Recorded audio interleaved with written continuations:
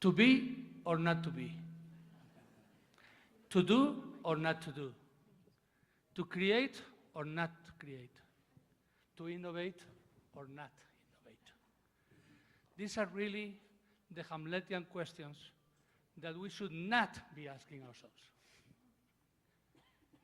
Why the questions, the real questions are, why are we not innovating faster and better? The real questions are, how to do it, how to innovate faster and better. We will try and deal with these very relevant issues and questions in our panel today. And we should thank UNWTO and Anáhuac University for the privilege to be here in this wonderful campus of Anáhuac University in Mexico. Let's thank them, WTO, the UNWTO, United Nations World Tourism Organization team, led by Secretary General Taleb Rifai, by Director Carlos Boheller. Let us also thank you, the Anáhuac University team, and very especially the Faculty of Tourism and his director, Dr. Francisco Madrid. Thank you also, last but not least, to all of you here for participating very proactively in this, to me, magnificent forum, which I think is a milestone. And we have the honor and pleasure to have reunited in the panel three key figures of tourism knowledge and tourism intelligence at world level. All three of them, sitting here with me, are Ulises laureates of the United Nations World Tourism Organization, and they have deserved the highest world recognition for their contribution to tourism policy and strategy. They have been introduced, but I will do that again. To my left, Professor Don Hawkins, George Washington University, and 2003 Ulises laureate. Also to my left, Professor Jafari, University of Wisconsin, and 2005 Ulises laureate. And to my right, Professor Kaye Chon, Hong Kong Politécnica University, and 2011 Ulises laureate. And thank you all of you for being here. And now, my dear friends, my dear colleagues, let's go to work. We have already seen that the real questions are how to go about innovating, not whether to innovate or not, but how to go about innovating. But there is a previous question, a previous issue. If we all pay service, sometimes lip service, sometimes service, to the concept of innovation, why then are we not rushing now, rushing madly to do it? We should be all running, but we are not, that is not happening. So why not? Let us admit that while innovation may open new worlds, it does open new worlds, but it also destroys some of our very cherished old worlds. As very well has been said, over 70 years ago, Joseph Schumpeter, the very famous economist, talked about innovation as creative distraction. And we have to admit, all of us, that there's a little bit of distraction in innovation. And that may explain why are we all not, all of us, rushing to innovate. We and organizations often talk about creativity and innovation, but then, very often, we go by the rules of the game. And innovating is dangerous. It's dangerous sometimes at an institutional level. It can also be dangerous even at a personal level. We, in fact, live in a culture that very often has some risk aversion. Innovation has an element of risk, and we have to recognize that our institutions sometimes are, they pay lip service to innovation, but they are not so much really for risk. Not all the time. So the first question is, if we believe in innovation, we should be thinking deeply about why we are not really innovating and look about it. The second issue, it will be three issues that I want to mention before beginning, really. The second issue is, are we talking about innovation to survive and to sustain our present ways of life? Or are we talking about innovation to build a new world, innovation to build new features? Many participants in this forum have been trying to jointly, the past days, to clarify the exact concept of innovation. We have seen that many believe that technology is very strongly linked to innovation. But I think we all have a suspicion that that is not the end of the game, that there is more to innovation than only technology. So, shall we consider also market innovation? Shall we consider process innovation? Shall we also think about governance innovation? I think all of them. I think all of them, of course. But to clarify it a little bit, I would like to go back to Schumpeterian, Joseph Schumpeter views and say, why don't we think about, number one, innovation which is reforming, innovation to do a little bit of reform. And why that? Because of course we live in a moving world, of course there are changes in the environment, of course in our everyday circumstances there are changes, we have to adapt, so we may think about a simple kind of innovation which is simply to reform. Then we can go a little bit beyond that and think about a second stage of innovation that could be redesigning. We are not only changing the color of our kitchen, we are redesigning a little bit our new townhouse and make sure that it is good, we can live comfortably. And that means certain change, but not too much. And the third one is really, I could say really dangerous. The third one is redefining innovation. Innovations where we redefine what we're doing. Not only we think of different ways of doing what we're doing, but we are thinking of different things to do, redefining innovation. So the first two, reforming and redesigning innovation, are most often sustaining innovation. They sustain what we have. They adapt little by little progressively to change, and they make sure that we can survive in a changing world. But the third one is deep. It is really changing the world. So while the first two, again, reforming and redesigning, are usually broadly accepted. Yes, why not? We are going to save some costs. Yes, why not? We're going to be more efficient, more competitive. Why not? Okay? Perhaps some people will lose a few jobs, but they can be compensated. Fine. But the third one, redefining innovation, is threatening many of our comfortable positions. It's threatening many jobs. It's threatening many positions in society. It's threatening some of the structure of our institutions. So that has to be taken with a lot of courage, if taken at all. So that's the second question. What sort of innovations are we talking? And the third question, and last, I promise I'm now about to finish, is, yes, let's admit that innovation, there are at least two elements. One element I would like to consider is human capital. We are at Anáhuac University, and Anáhuac University is in the business of building human capital. All of you who are students in Anáhuac, all of you who are professionals, have gone through universities and learning institutions where you have improved your human capital. Now, human capital is essential for creativity. If you don't have individuals with good human capital, no creativity. So innovation does not even take off. But is it enough? Of course not. We live in a very, very complex world in which institutions are essential. So human capital is the beginning of the story, but social and institutional capital is absolutely essential. So this is the idea that if we are talking really about innovation, our institutions cannot only be concerned with creativity, individual creativity, but also with providing enough space in our institutions for this creativity to flourish and to become really productive. So it's not only a matter of research and creating new ideas, it's a matter of disseminating them, and it's a matter of implementing and applying them. So research, creating the ideas, disseminating, but also applying the ideas. And if we don't do this, we are not in innovation.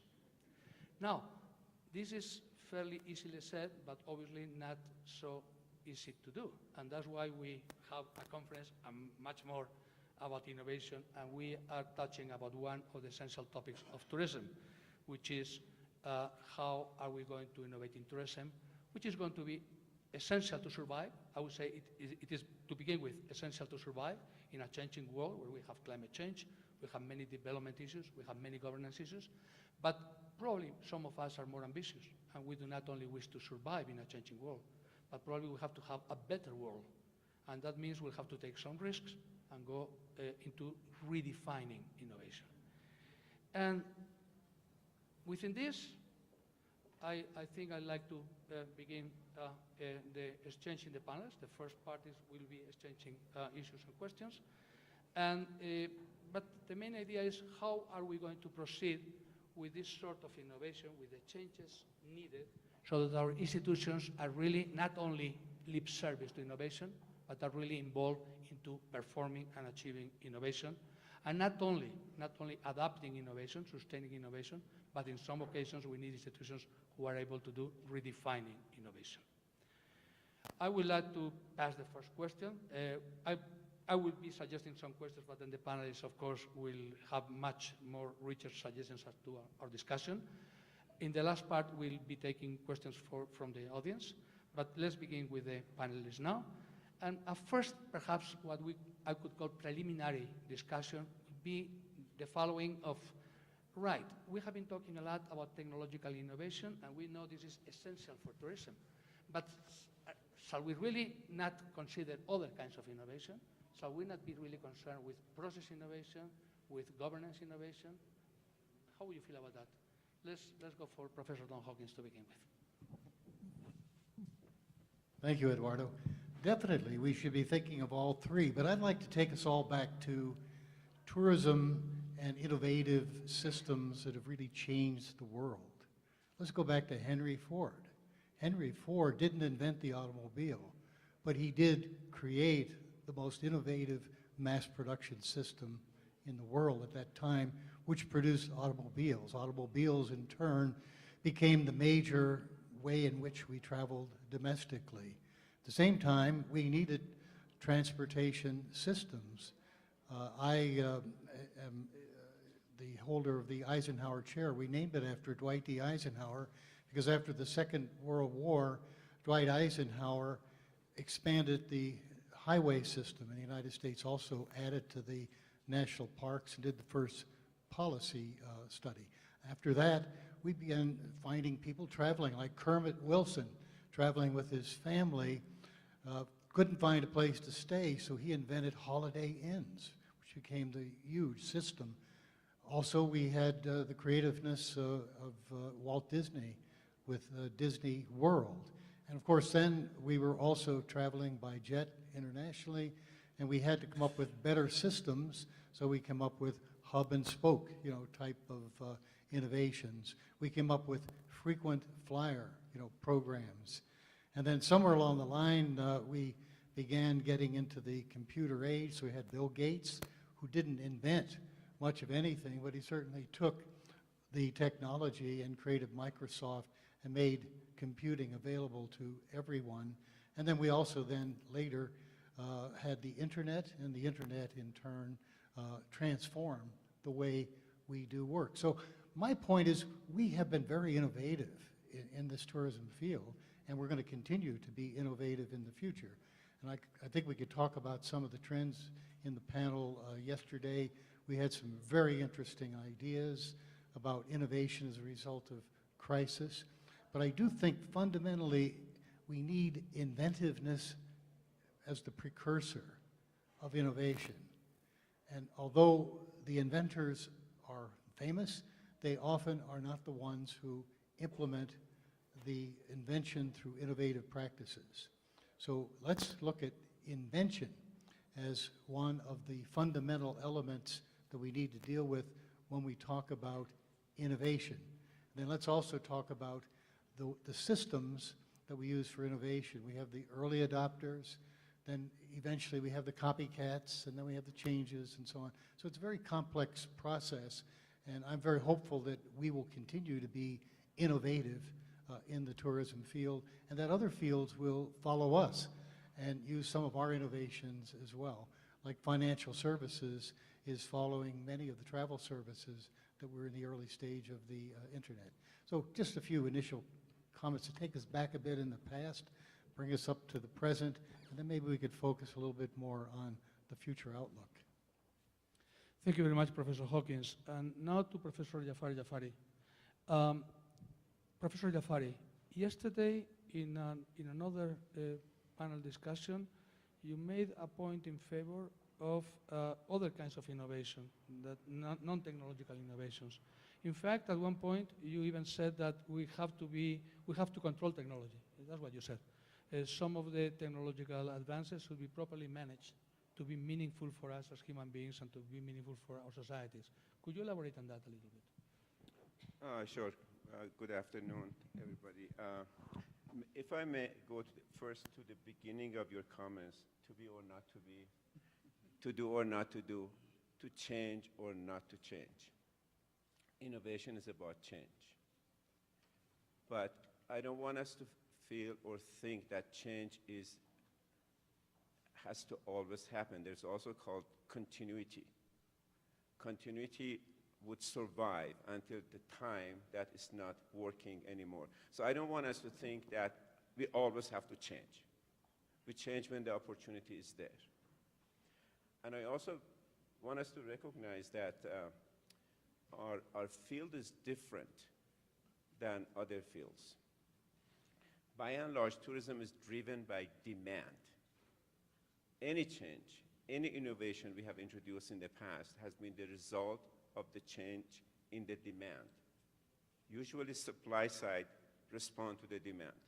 I don't know if other industries are exactly functioning like this, but for sure, tourism falls into this category, that there's a change in the demand, and we respond to that with innovation, change, etc., etc. And I also want to go back to Dr. Hawkins' examples that you provided. They're excellent examples, like you mentioned Disney, so on and so forth. We could add to that list, for example, one which is a bit more historical, traveler's checks. That was innovative. And it survived until the time its death came. And it died without any, it's almost dead, without any ceremony. But the innovation that came had nothing to do with us, the plastic card. We took it, but it's not considered a tourism innovation. We became a recipient of that innovation very quickly. So I just wanted to make this point. And one more point I want to make to distinguish our innovation and change from other industries. Please don't forget that tourism production and consumption takes place at the same time. This inseparability of the two makes it very difficult to figure out how much of what we are doing is innovation. Process sometimes is invisible because the two are so connected to one another. And I think maybe some of this would help us to more sharpen our discussion on innovation as what innovation is, and if there are incremental changes considered innovation, or they have to be radical changes to qualify as innovation. Thank you very much, Professor Jafari. Professor Chon, Professor Jafari has made very interesting statement, but has made a very strong statement that I would not let to go past unnoticed. He has stated that innovation is mostly, basically, demand-led. This is a very strong statement, because I don't know if demand has the capacity to really collectively see the future and react to it. You have a fantastic experience in Hong Kong, at Hong Kong Politécnica University, and also with the Icon Hotel. And we know that you are a great innovator. How would you appraise those words? That is really innovation always demand-driven? Thank you. I think the answer is already in the backdrop, because the theme for this Knowledge Network Forum is bridging theory and practice. I think when we came with this theme, I think there must be a reason for the theme. We need to have a bridge between theory and practice. So I think that demand is certainly driving us to be more innovative. Here's one example. One theory we teach in our class in marketing is, as Professor Jafari said, services are intangible, and its consumption is happening simultaneously. So we are teaching in the class that services are intangible, therefore, in marketing services, we have to find a way to tangibilize the service. So what does that mean? That is what we teach, is a theory, but how do we take it to practice? Here are a couple of examples. In our school, I noticed that in Hong Kong, being a professor is very prestigious. When I was teaching in North America, if you are just teaching in universities, we just call them professor. But in Hong Kong, you have to be a full professor to be called professor. They follow British style. And I got an idea from that when we invite industry executives to the classroom to give a lecture just for 1 hour, usually we call them guest speaker. But I thought that for the same thing, if we can call them professor for a day, that may sounds better. And then we also give them a certificate. It's a very nice framed certificate. So-and-so served as professor for a day in Hong Kong Politécnica University. I must tell you, all our visitors who receive that certificate, they are so proud. They take it home, put that on the wall in the office. And they are very proud. It is serving as an advertisement for our school too. Now this is a perfect example of tangibilizing the intangibles. Then it occurred to me that in Hong Kong, there is a famous movie star. I'm sure many of you know Jackie Chan. And Jackie Chan is not only a movie star, but also he's a Hong Kong's tourism ambassador. And then it clicked like this to me. Wow, he's a tourism ambassador. Therefore, he has something to do with School of Hotel and Tourism Management. So I asked him to come and give a lecture as professor for a day. As you can imagine, his lecture was the most popular one. And since then, I got an idea that let's make him a permanent professor. So we made him honorary professor, meaning that he's a professor with no salary, basically. And he's so proud that he became professor. And we made an office for him in our school. And we printed business card for him. Everywhere he travels to, he's so proud to present Professor Jackie Chan business card. He's again serving as a kind of advertisement for our school. He's helping us with fundraising for scholarships and so on. That's an example of benefit of linking the theory, tangibilizing intangibles, into practice. Having said that, we need to also educate our industry because industry sometimes do not really connect the dots between theory and practice. And after hearing this, there was one hotel manager in Hong Kong. You know, in Asian culture, there is a concept called giving a face. Do you know what giving a face is? You are recognizing somebody, giving respect. There's one very affluent gentleman coming to a restaurant in the hotel often. And it's very important that we treat him right, recognize him. When he's coming, every employee is greeting him. Mr. Wong, welcome back to our restaurant. And also important to give him the best table in the restaurant. And then this manager, after listening to my lecture about tangibilizing intangibles, came up with very bright idea. That idea was that now he made a permanent reserved sign. He made permanent reserved sign using bronze. This table is reserved for Mr. Wong, and made that permanent sign. When Mr. Wong is coming to the restaurant, place that sign on the table. This guy used to come to the restaurant once a month. Now he's coming twice a week. And he's coming with his friends. Why? He wants to brag to his friends that, you know, I'm somebody in this hotel. So this is an example of how you can benefit.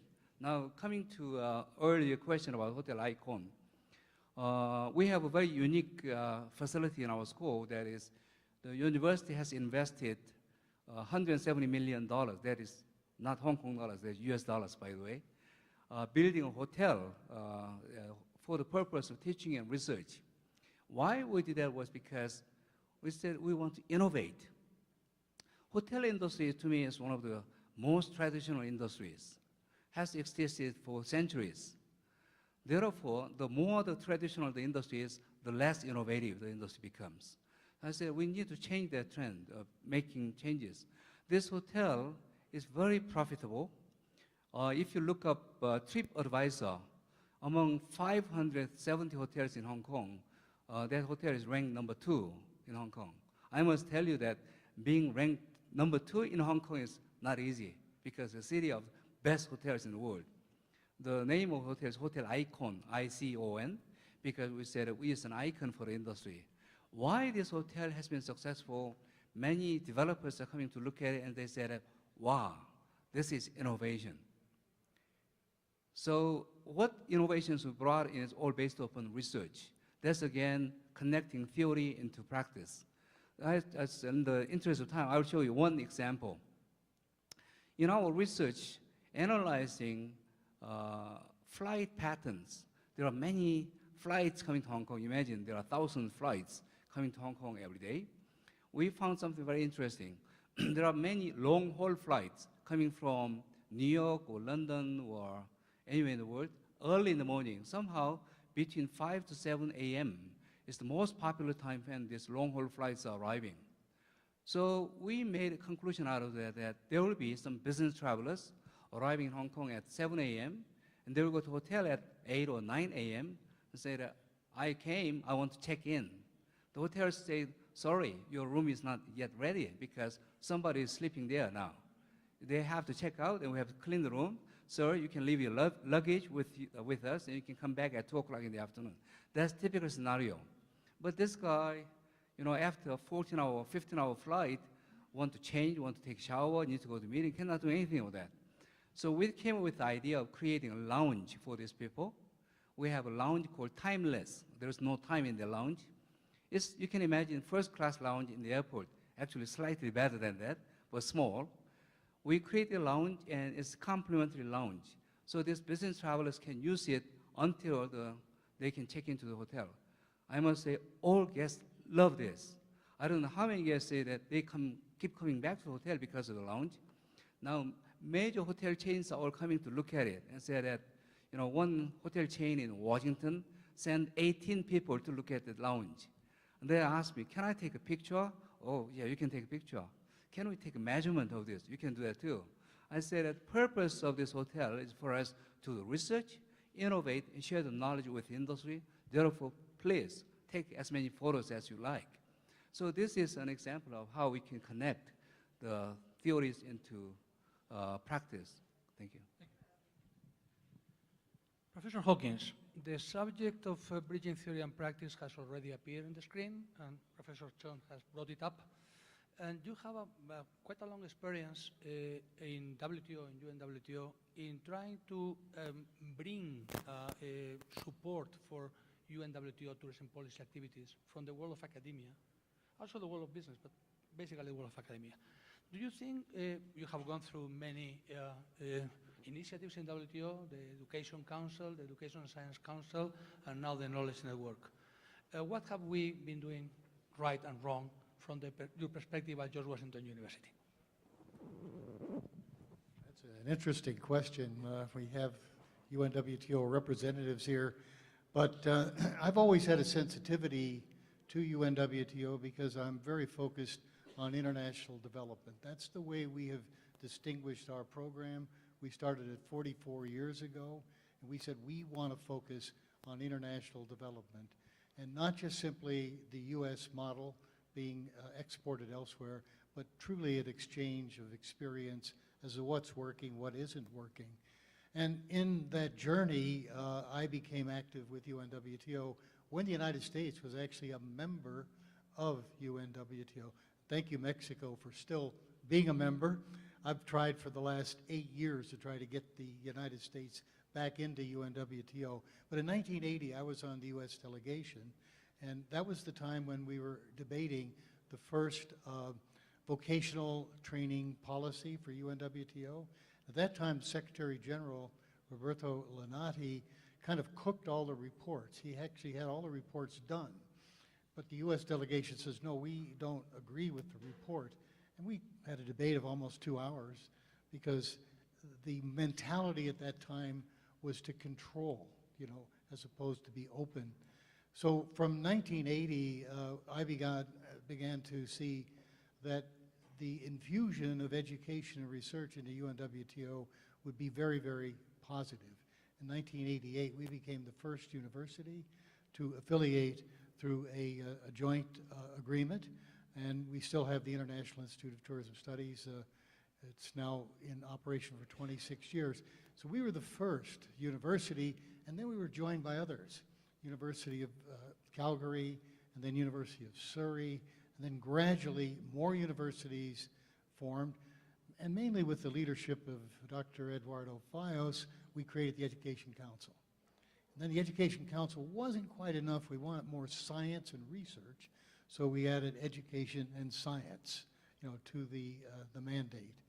At that time, education was a part of the UNWTO portfolio, but then the Themis Foundation was formed, and they used an innovative approach called TEDQUAL, Tourism, Education, and Quality, which essentially was surveying employers, identify their needs, surveying training institutions, determining what they're doing, and of course there was a gap. And the whole idea was to close that gap. But eventually that became a certification program for colleges and universities, but fundamentally in its early stage, it was focused on employers' needs, employer demand. And then the next stage was I guess we lost our Education Science Council, and many of us became very concerned. The UNWTO didn't really have an education science mandate, and then evidently all of the education programs were part of the Themis Foundation. But fortunately, we're now in a transformation stage, very positive stage, and this particular forum is an example of that activity, and there's an effort to integrate the TEDQUAL program with the Knowledge Network program and bring everybody into the committee of affiliates and really to strengthen this program. And we'll be, I'm sure, making some suggestions later. So I think it's been a bumpy road, an evolutionary road, but fortunately, education and research still has a place in the UNWTO family. Thank you, Professor Hawkins. Yes, I think we agree. Innovation is a bumpy road. Yes, full with interesting things.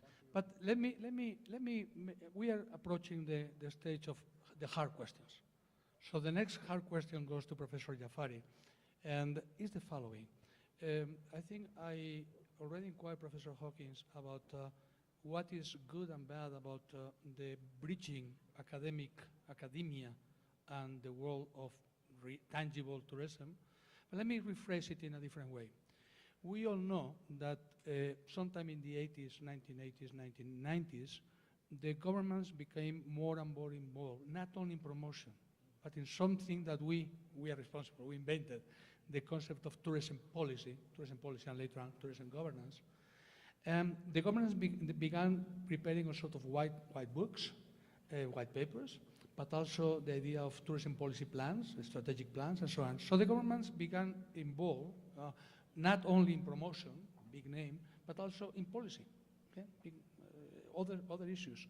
So Professor Jafari, in your view, has this provided for a good bridging of public-private sectors, civil society, or has in fact meant that some bureaucracy has arrived into the world of doing business in tourism?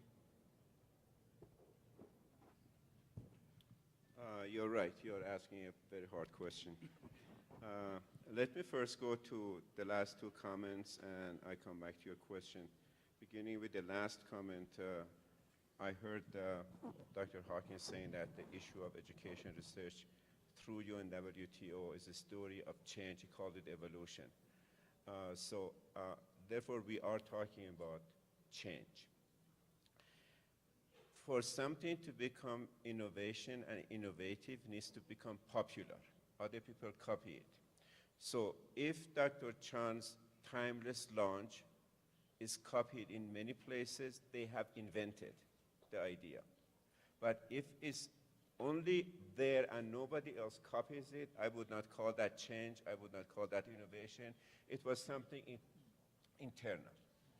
And we already heard that they're already coming to the university, measuring it, looking at it. So this means the beginning of an innovative idea in the field of hospitality.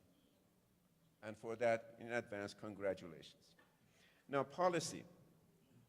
Policy goes back to the issue of having the authority and being practiced. We have a lot of policies that are collecting dust. We hire consultants, they come up with policies for land development, vegetation, social impact studies. They're right there, but they go into a folder, they're all forgotten. You remember all the stories of master plan that WTO did, a large number of them.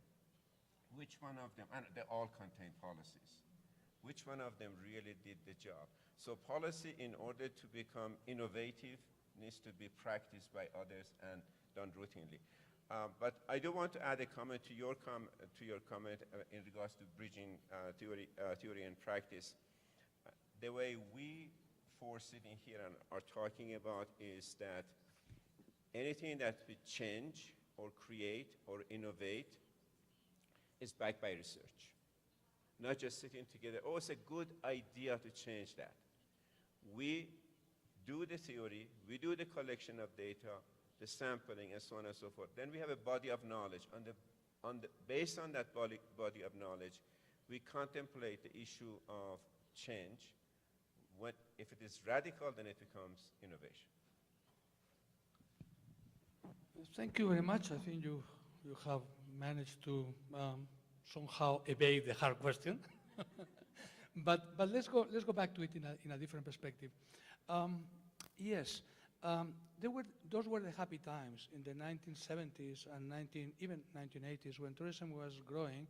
In the 1960s, still oil and energy was cheap. Tourism is very much based on energy, so the cost of energy does really impact on us. So let's say that in the 60s, 70s, and even in the 80s, although the oil crisis, tourism had some framework of operations for businesses. Businesses basically could count somehow on basically stable frameworks, except for energy shocks. However, you may agree with me that in the present, this is not exactly so. Our scenarios are anything but stable. They are changing all the time. And we have some big issues already here. Climate change, governance, development, they're already here. So if we are going to use innovation to build the future, that is the real meaning of innovation, to build the future, do you think that the businesses can still do that on their own? Would that be wise to have universities working at one little corner and business on the other corner and government somehow in the middle and they talk their own ways? Wouldn't it be wiser to use this possibility that we have of bridging government, academic institutions, and business to get into the business of building futures? Because I don't think that we can build the futures only on experience or only on everyday practice. What would you say to that? I think sometimes crisis is bring opportunities.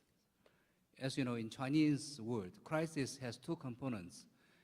The first component means threat. The second component is opportunity. It's a two-sided coin. So depending on how you look at it, it can be a threat or an opportunity. I think in relation to this issue of public sector partnership, how educational institutions can play a role in it, I think it's a good example. In 2003, in Hong Kong or in Asia, there was an outbreak of a deadly disease called SARS. In that year, 2003, tourism in Hong Kong was totally wiped out. Hotels were running at average of 7% occupancy rate, and very few tourists coming. We were all wearing masks for a couple of months. After this crisis, some good things happened. That is, the government, private sector, education institutions all had some common goal that we need to talk and think about how we can work together to bring tourists back to Hong Kong. The Hong Kong government initiated a group called Tourism Strategy Group.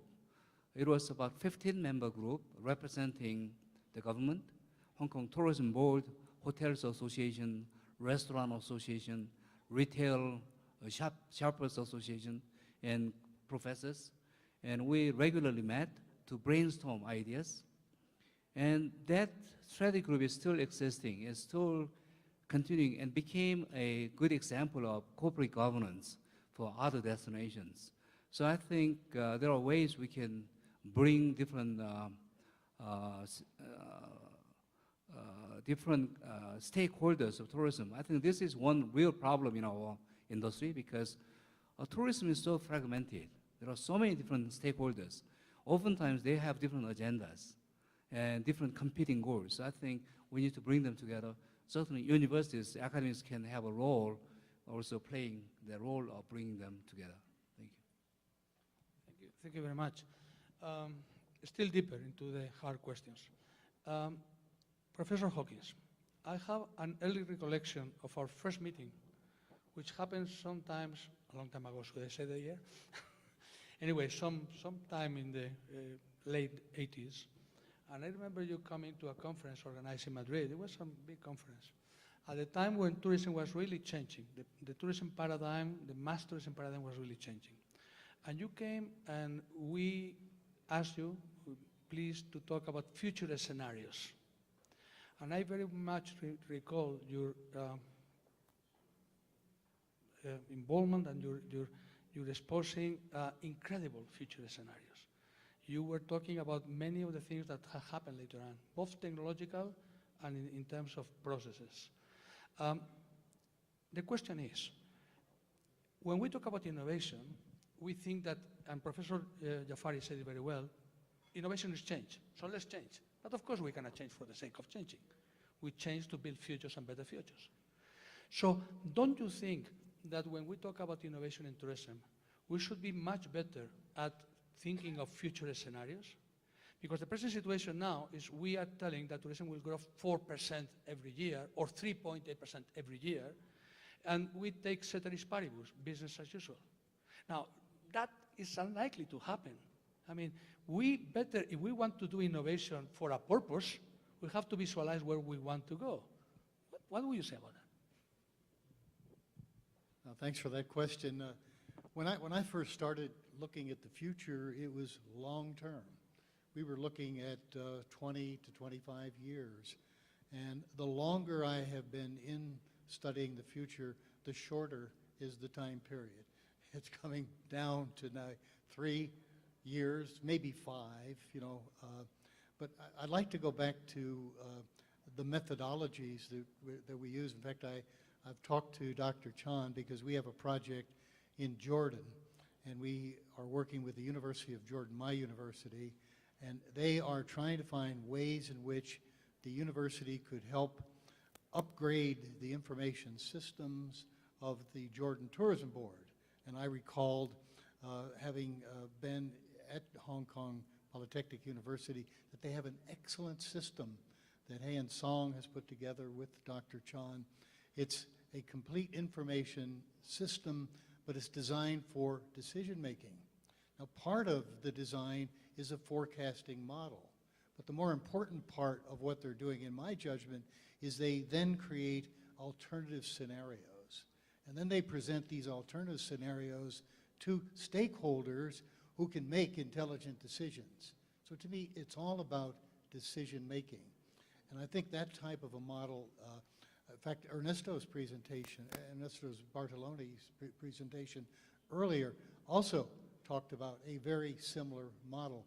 What I'm hoping is that we could begin to get those types of research center activities in the knowledge network, beyond also the university systems, because they're really in the bridge.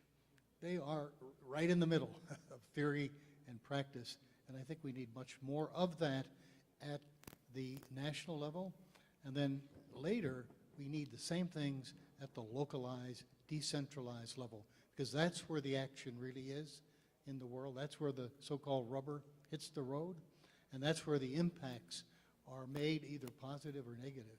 It's the local level, and we need information there. I jump in without the bridge.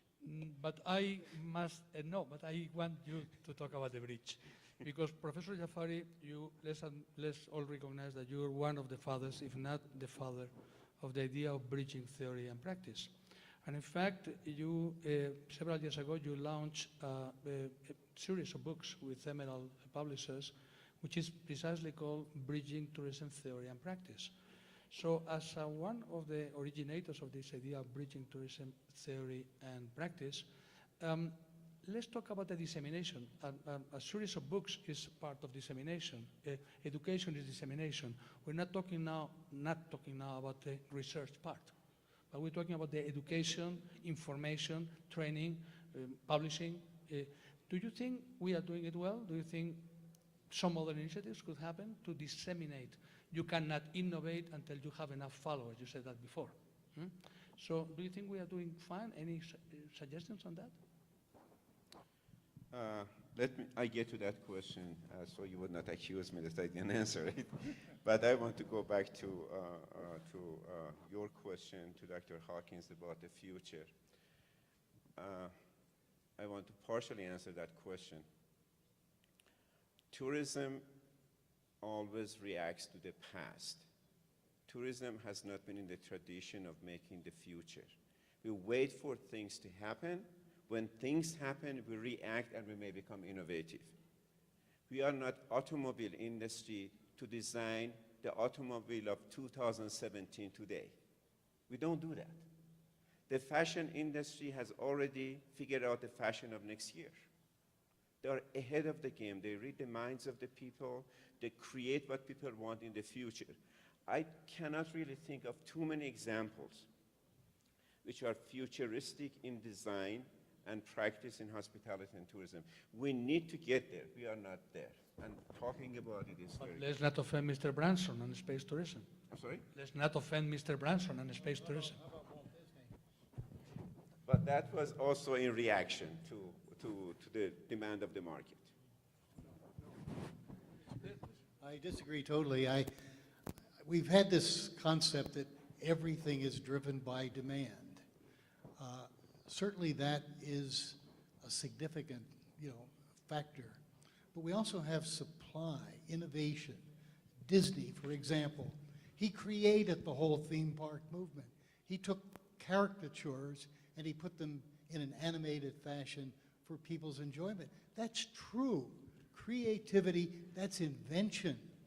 And we have other kinds of supply-led inventions, that we need to look at, because I think there's two ways of, innovating. The one we're talking about is the theory to practice. It's nice and sequential and so on. But there's also the practice that eventually, inductively creates a theory, or at least evolves into a theoretical understanding. So I really think it's both. I think we can reach theory through practice, or we could get to practice through theory. Yes, can I also comment on this topic? Because yes, I think to a certain extent, like what Professor Jafari said, our industry is somewhat reactive rather than being proactive. But I think we need to change that. We need to change. I always use this as an example. This is, Procter & Gamble invented this. What is this? This is called Tide to Go. Tide to Go. What is Tide to Go? Tide, as you know, is a laundry detergent created in the 1970s. At that time, that was seen as innovation. The housewives loved it because they can put a little detergent and wash the whole load of washing machine. But over the time, they recognized that there is a new competition coming in. Their market share was shrinking from 100% to 90, 80, all the way down to 20%. So they did research and came with this new product called Tide to Go. I always take one with me when I travel. When I eat lunch today, if I drop oil, salad oil on my tie, it can destroy my tie. So I can simply use this Tide to Go to wipe it out, and the dirt will be gone. By the way, I have not been sponsored by Procter & Gamble to say this. But this is, to me, an innovation. Think about Starbucks coffee. Starbucks coffee, whether you like the coffee or not, that's a different story, changed the industry of coffee industry. Until Starbucks coffee, no coffee chain was able to sell a cup of coffee for $5 and make money. Now everybody's doing it. Why?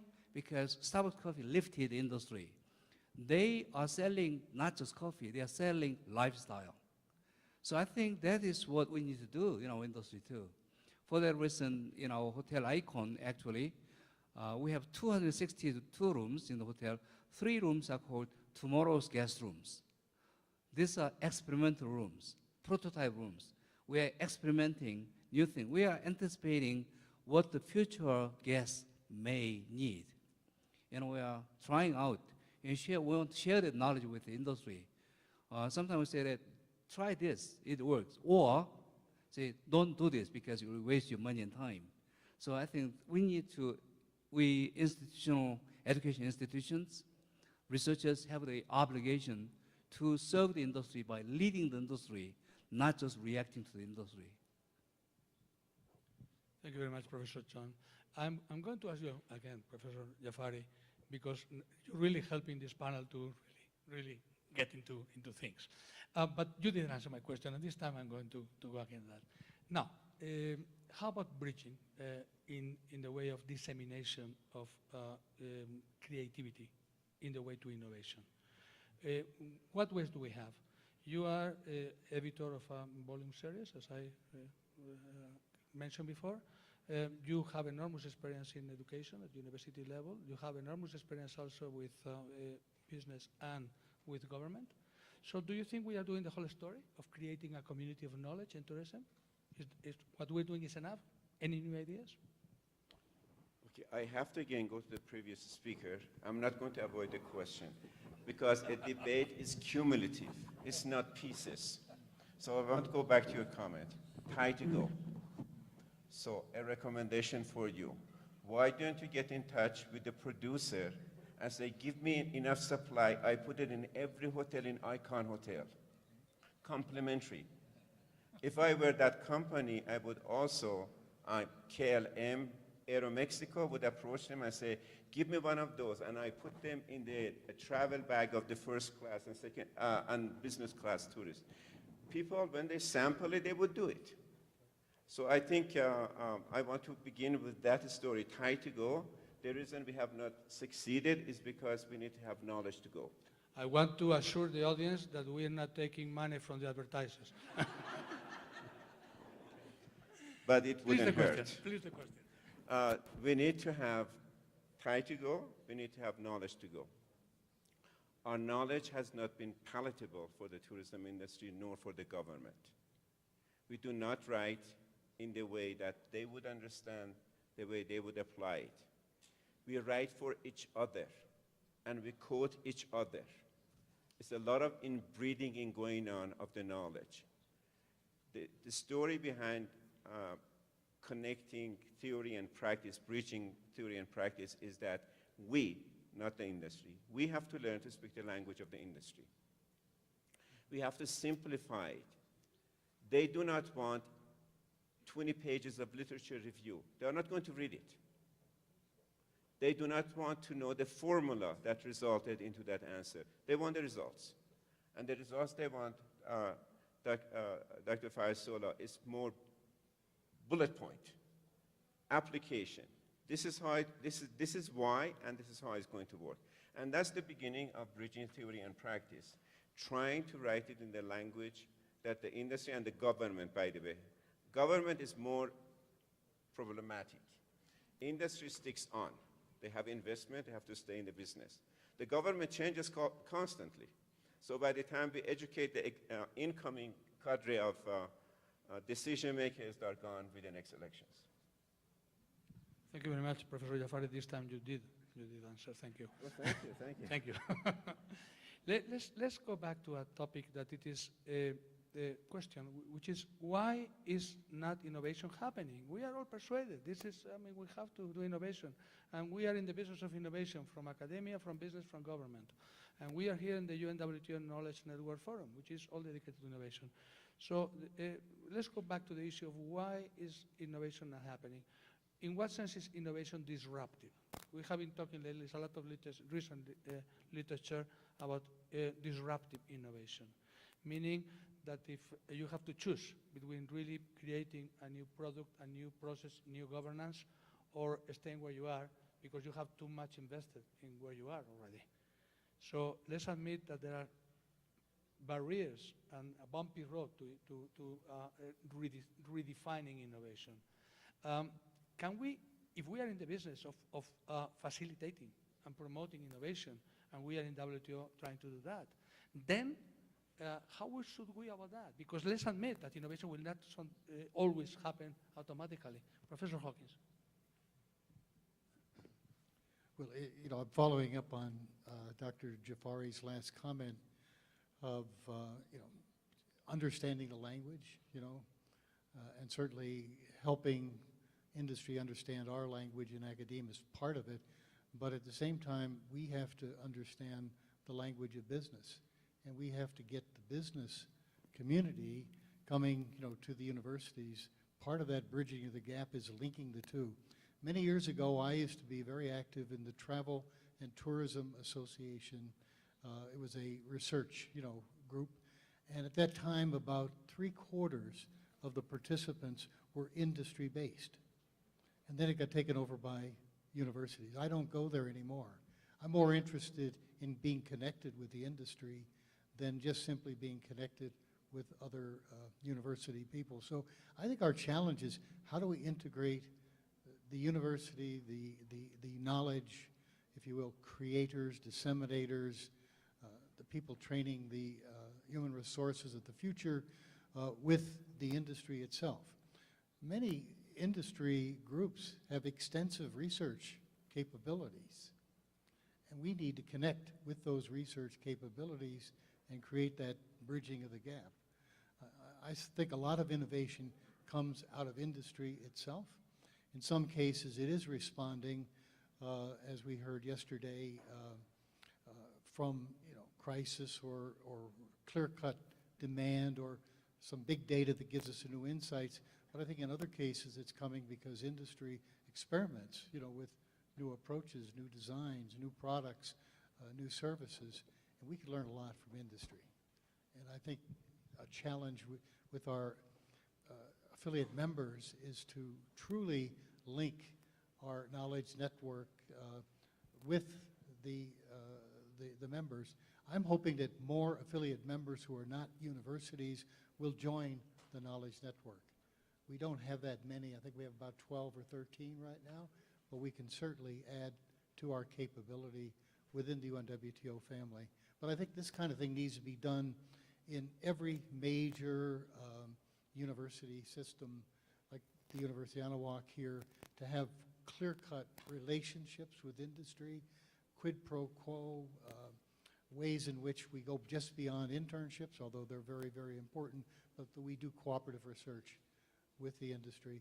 And let's not leave out government, because government is extremely important. And let's also remember the power of the civil society, the NGOs, as part of the whole environmental, movement, as part of women's rights movement. Let's not forget the indigenous communities, which are so important as the basis for authenticity, something different, something new, something no one else has. All that, I think, has to be connected in some way in a knowledge bridging activity. I think the question is, what are the inhibitors for innovation? And I can think of two. One is, as I said earlier, our industry, tourism industry, is somewhat very traditional. And that, I think that is one reason. So we need to think outside the box to be more innovative. Here's one example, again, going back to hospitality industry. When I stay in a hotel and when I check out, I know there will be one question the cashier, front desk clerk will be asking. The question is, sir, did you use anything in the mini bar last night? That's one question they always ask me. My typical answer is no, because I don't want to use them because it's so expensive. Why the bottle of water is $3? I can go to 7-Eleven for 50 cents, right? Even if I say no, I didn't use it, sometimes they are calling the housekeeping department and speak their own language and say, go and check the room. You know what's happening. You feel, first of all, you felt offended because I said I didn't use it, but you don't trust me, you are checking the room. Secondly, you are being delayed. You have to go to the airport, you are being late.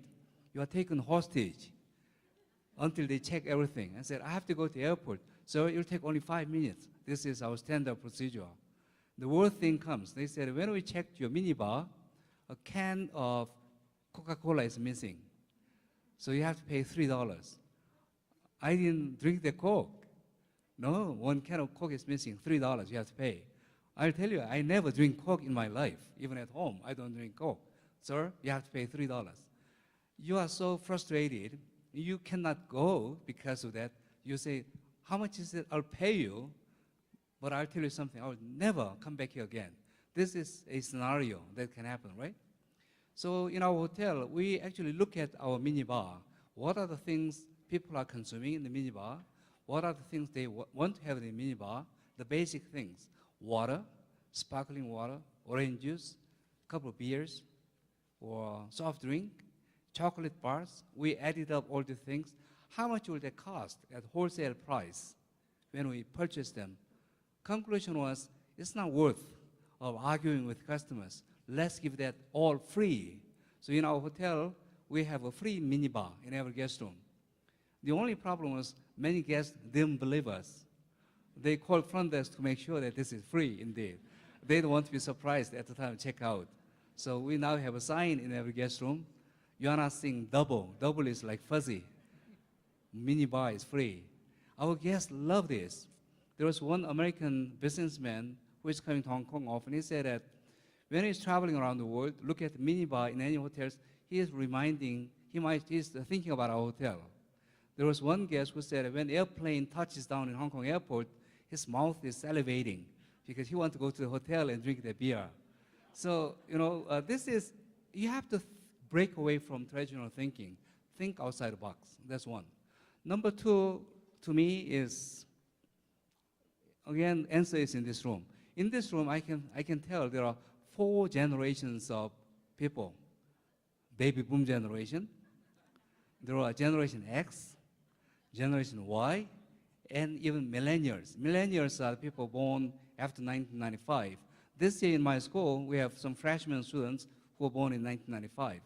Really babies, born in 1995. They are our clients in the university, our customers.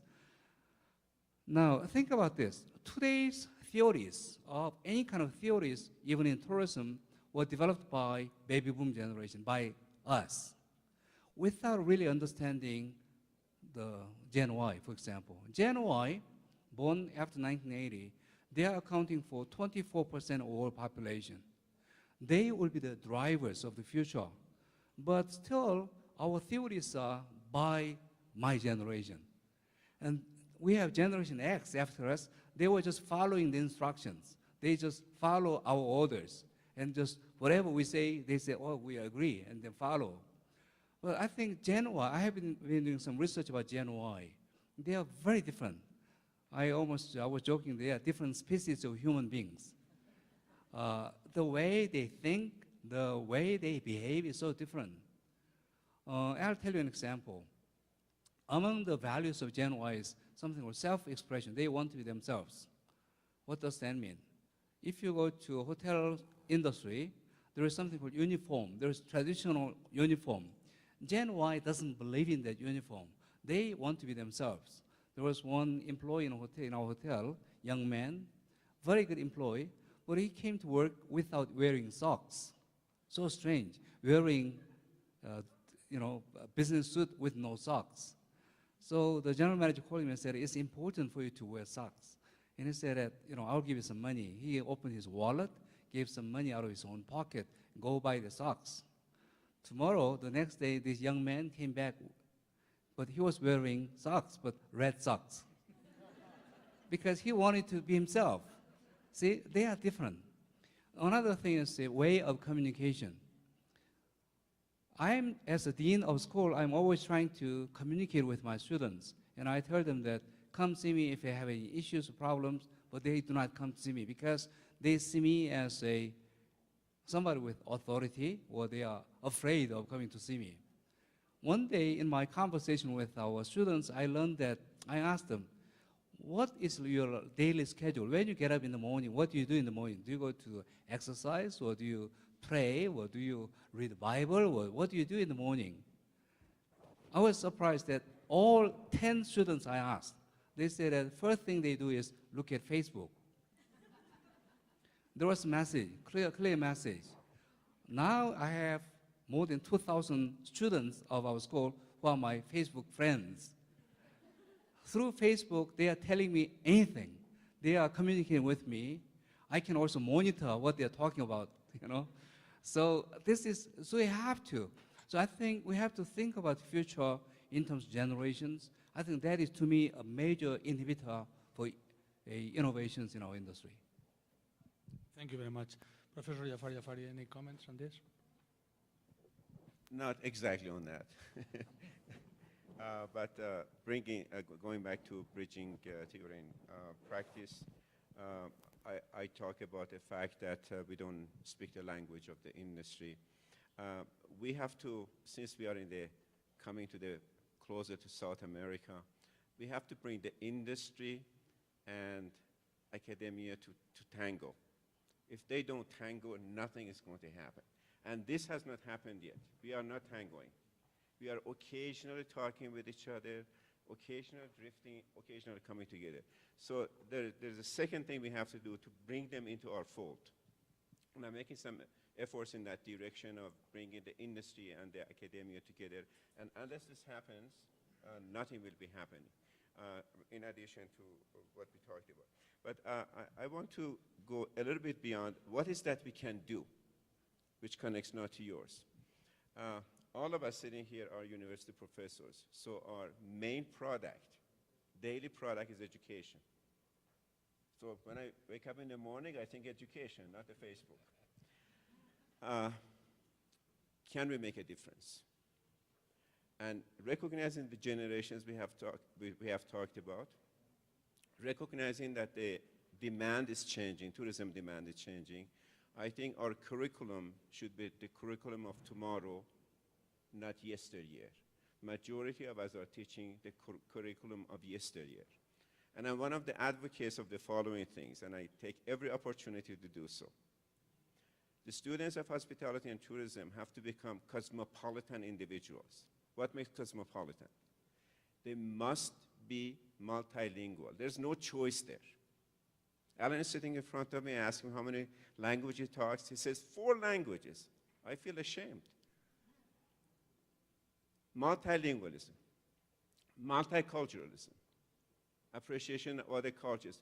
Students of tomorrow are not dealing, Mexican students of tomorrow are not dealing with Mexican tourists all the time. They're going to be more and more dealing with international tourists. So appreciation of other cultures, appreciation of other belief systems. Could it be religion, orientation, communism, socialism? It doesn't matter what it is, belief system. And a sense of geography. Do we actively teach these elements in our curriculum? Perhaps language has begun, not in every curriculum. And some of them are requiring now one language. I think it should be standardized. Multilingualism, multiculturalism, sense of geography, etc., must be built into the curriculum. And that is how we can bring about a change. If we cannot bridge to the industry, we educate the right people for tomorrow's tourism industry. Thank you very much, Professor Jafari. I think we have been talking a lot. I hope that you have enjoyed it. I think we have enjoyed it, but I don't know about the audience. I would like to know what do you think, and what questions do you have, and what issues do you want to bring forward? So please. Could you please state your name and institution before the question? Thank you.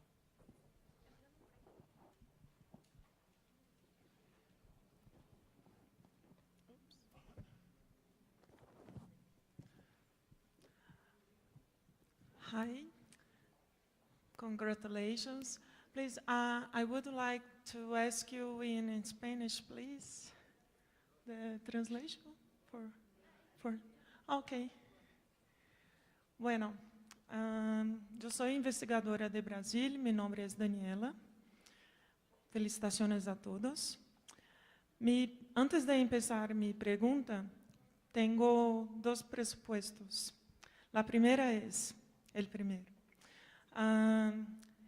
En mayoría, generalmente los empresarios tienen miedo de innovar. 1. 2. En turismo no es muy común tener innovaciones radicales, disruptivas. Bueno, entonces, tenemos más innovaciones incrementales. Mi pregunta es, ¿por qué entonces, si hay una idea de que las innovaciones radicales en general tienen una gran inversión. Bueno, hay gente que piensa esto. Bueno, entonces, ¿por qué los empresarios tienen miedo de innovar? Si la inversión es pequeña, generalmente las innovaciones en turismo son incrementales. Muchísimas gracias. Thank you so much. To me, I think there are two reasons. One is, they do not want to take a risk. And secondly, they are just too busy. They are too busy with their daily operation. They do not think about innovations. To me, these are two major reasons why industry is not as innovative. Any other? Yes, I want to go to Dr. Hawkins' Disney example. They don't have a department of innovation, but they have a department of Imagineers. Imagineers are sitting there and designing the product of tomorrow, today, based on research, based on psychology. So it's not that tourism industry does not recognize innovation. Sectors of tourism industry, unfortunately, do not do. But when they become major like Disney, they constantly, I don't know how many Imagineers they have, but would be probably more than the number of researchers we have in our departments. Just a quick point on how to solve this problem. We have industries who recognize that change is needed, and many are adopting international development volunteer programs. IBM, for example, has the IBM Development Corps. We just had in Washington meetings of 50 corporations who are adopting international types of development programs to give their employees an opportunity to see the way things are done in other parts of the world, to get some cultural exposure. Beyond that, volunteerism for young people, you look at your student body here, they all want to travel internationally. In my judgment, experiential is the best way to learn about the world. So you got to get out and visit the world. We have 76 million baby boomers, many of them highly skilled, who really want to do good in the world. There's tremendous opportunities for change with the human resource talent we have, and it also is a way of breaking through some of these barriers.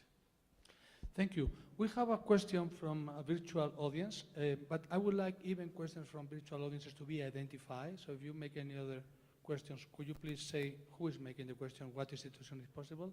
But let's go to this question, which is a virtual audience question. What would be the link between tourism innovation and design thinking? And design thinking. Innovation and design thinking. I got a quick response. It's called smart growth or intelligent design. There's a lot of movement in this area. You know, for example, the walkable city, the bikeable city, nighttime entertainment, the sociable city. There's many ways in which we could take new approaches, more intelligent approaches by design to create the changes that we want. It does mean we have to ally ourselves with a group of talented people we haven't mentioned, architects, engineers, urban planners, and policy and governance people. Any other questions, please? Yes, you were mentioning, I think the conversation has been very, very interesting.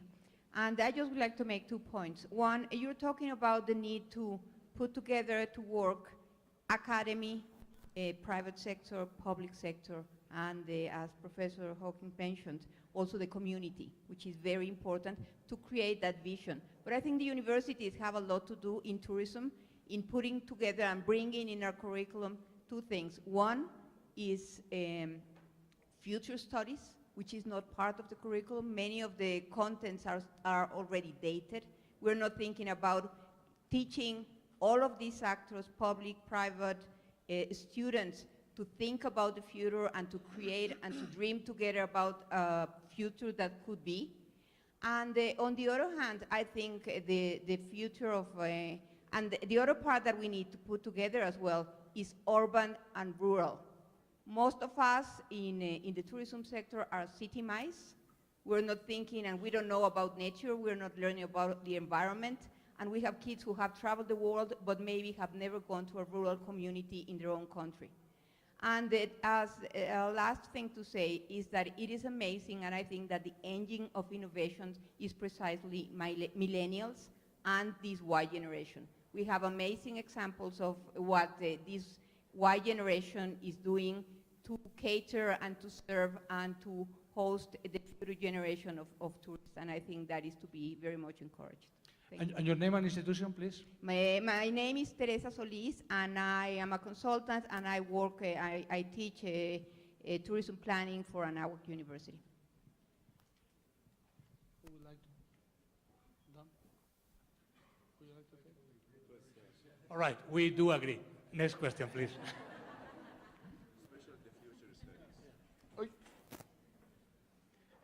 Well, my name is Jose Nieves. I am from Tabasco State. For instance, it's a real pleasure to listen to you.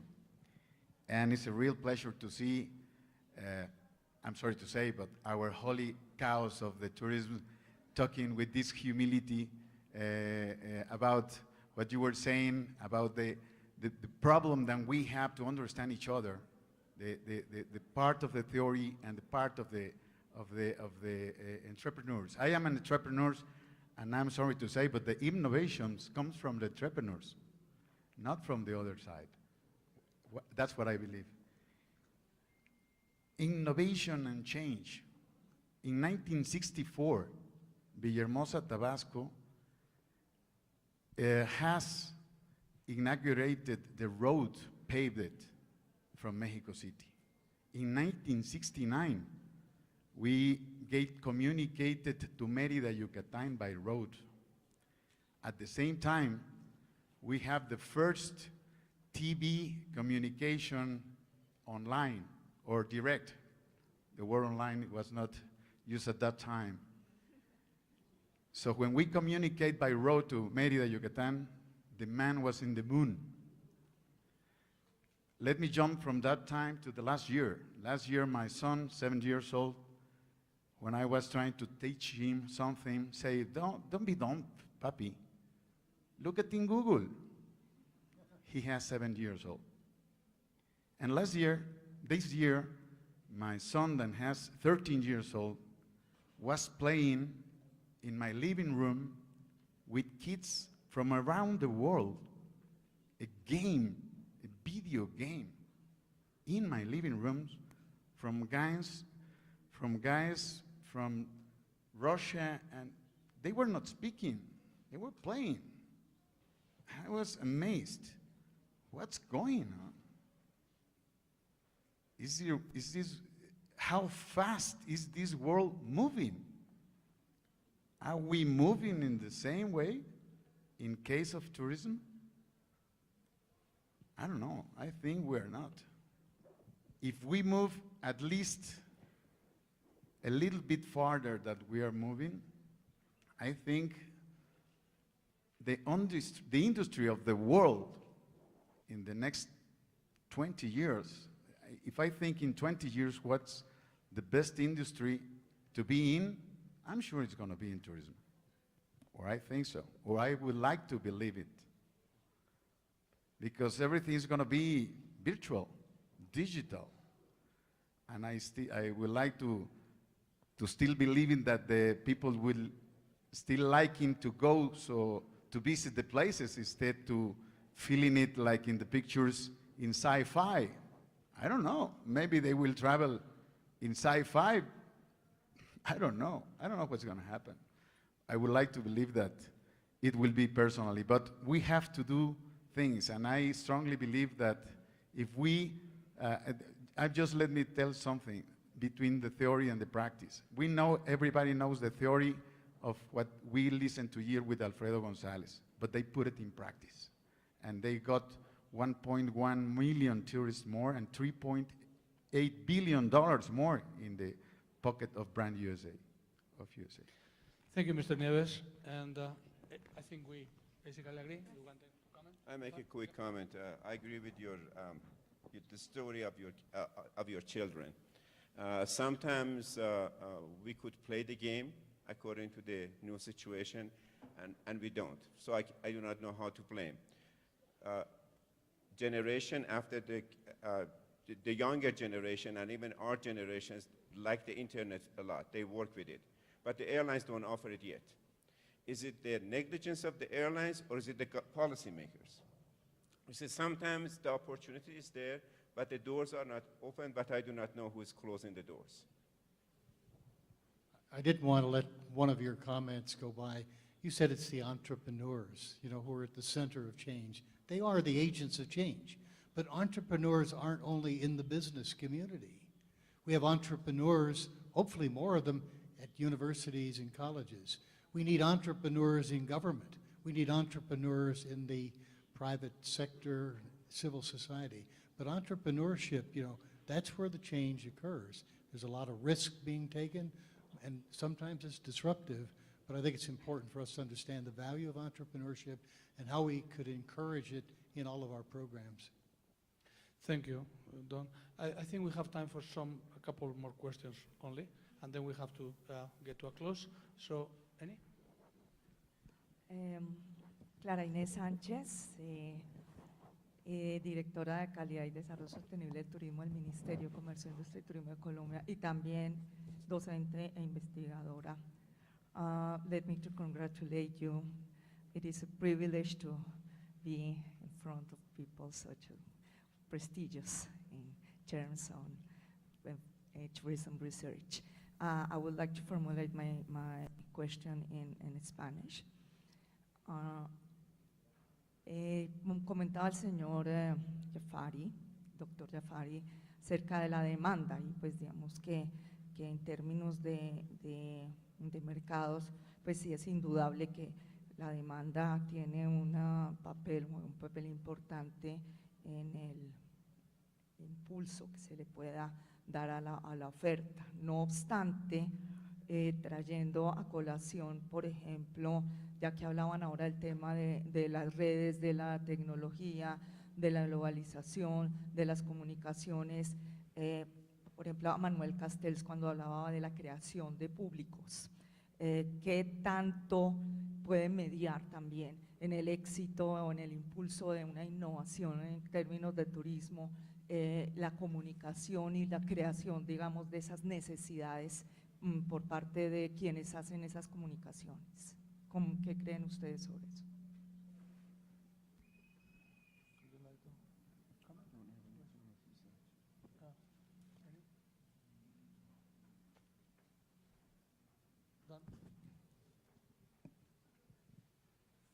I think one of the key things we have to understand that there's only so much that we could control, you know, as part of the official tourism sector. I mean, if you're a business, you should have more control.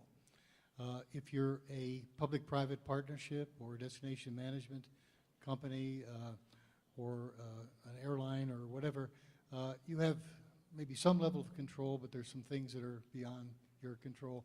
Then there are many things happening in the world that we don't have any control over, but we've got to be prepared for them. Climate change, for example, sure, we have a footprint. We can make some changes in our sector to reduce carbon emissions, but it's the world really that we have to be concerned about. How do we, you know, react to it?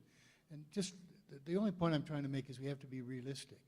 Let's focus on those things where we have some reasonable chance of making change and controlling the future and creating that desired state that we'd like to be in.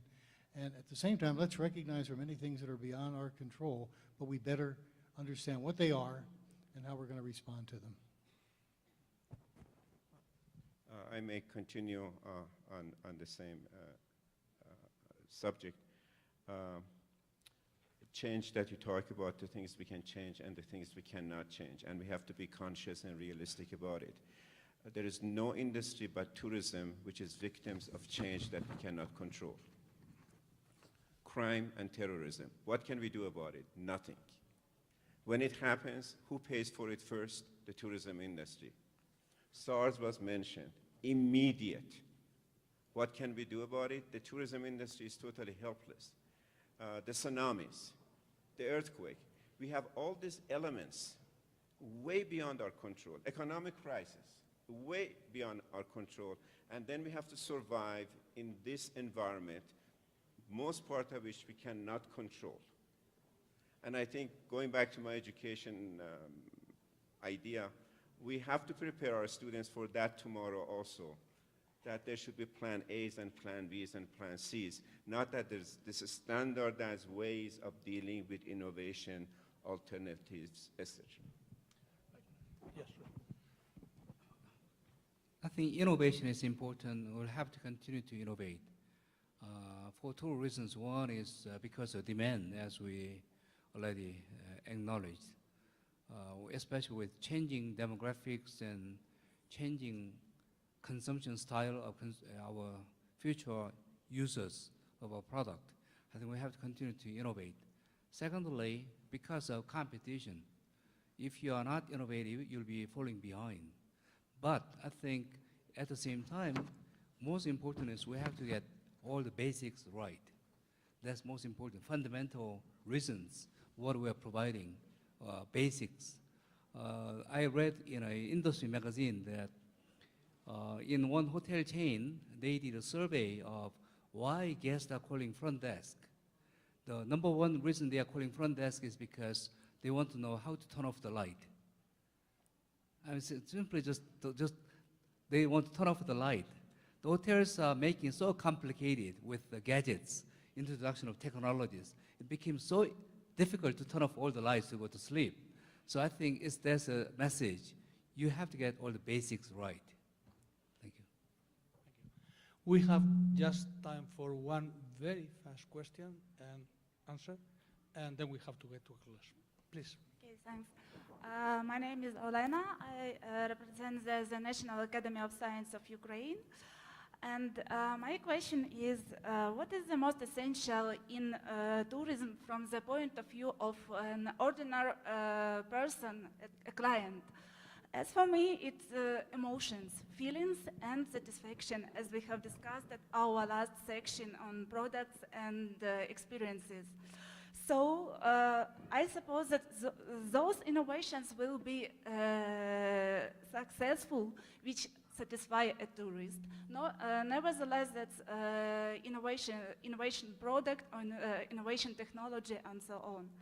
And another point of view which I want to pay attention is in tourism, it is really not so a lot of radical innovations. A lot of them are like combinatory one, and as we could see the level of innovation, they are mostly regional one. For maybe from such point of view, it sometimes repeats the best practice from other countries. And the question is, are those innovations unique or no? And all those who product those innovations believe that they are unique. And I suppose that it's true because every innovation in tourism maybe use an idea, an already known model, but have local background, local conditions. That's why it could be estimated as a unique one. But it's interesting to know your point of view on this question. Thank you very Thank you very much. Any quick answers? I really liked your point about looking at different approaches in other parts of the world. I believe it's next year there will be more people traveling from developed countries to developing countries. It's a major transformation. Most of my work the last 25 years has been in developing countries. There's a lot of innovation that's happening in developing countries that we could learn from. The old model used to be send somebody from the United States anywhere in the world and kind of apply the US model. That's no longer out there. So I think we need to find, and this is a wonderful role for the World Tourism Organization because they have the relationships with the developing countries. And we need to learn from them and we need to bring them into the knowledge network. Thank you for mentioning experience. that's the only product we have. We have no other product. The only thing we really produce is experience. And all the innovations and changes we are talking about is about improving that experience. So I hope we don't think about innovation in the big jump, but even gradual improvement of experience, satisfaction of the customers. And these are very important. I tell my students, we are in the business of manufacturing memories. I use the word manufacturing intentionally because it registers. That's the only thing we really manufacture, memories and experiences. And how to do it, that's what we should teach. Well, thank you very much. I would like to thank the audience for being with us so proactively all the time. I would like to thank, of course, the organizing institutions. I would like to thank the virtual audiences who hopefully have been also following us and getting some ideas out of us. And I hope that we have answered the two key questions. To be or not to be. I hope that we want to be creative individuals, and I hope that we want to be creative institutions and innovating institutions. And how to do that? We understand that to do that, we have to be increasing our human capital, but also we understand that we have to change, at least a little bit, the nature of our institutions, so that there is room to think, to create, and to implement thinking. So thank you very much for being with us.